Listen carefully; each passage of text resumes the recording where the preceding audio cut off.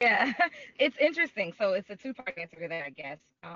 The outlining story of the shop and the robbery, that was a Hmm. real story. That was a real Oh, okay. story that, well, parts of it anyway. Parts of that story were real, but there was a story that came up in an article, and one of our other writers, it was myself, Corey, and Brian. Brian P. Hmm. Kelsey, I believe, saw this article and had a conversation with Corey. Like, oh my gosh, this is crazy. This woman broke, Yeah. this person broke into this shop, and this Yep. woman defended herself in the shop. Yep. Now, in the real story, it took a turn, and Hmm. she did end up inflicting some pain on this person.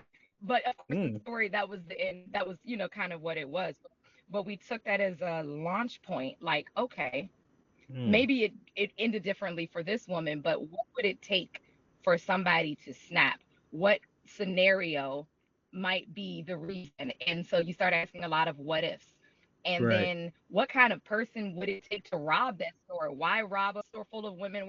And then when you start asking Good a lot point. of what ifs off of a story that did have, then it's just kind of like, huh, well, I bet you he was at his lowest. I bet this. I Mm. bet. And so you start filling in Putting these pieces the together. world, and then you can yeah, and then really start layering it, like, well, what do Mm. we want to say about a lot of these brothers that go and do dramatic things, and Very good point.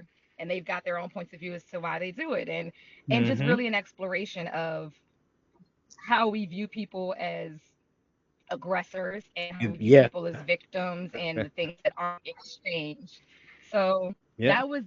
so there was a real, that's such a great question. There was a real story, and we decided to wrap real life circumstances and of Look. those around us. We shot this whole thing in Crenshaw.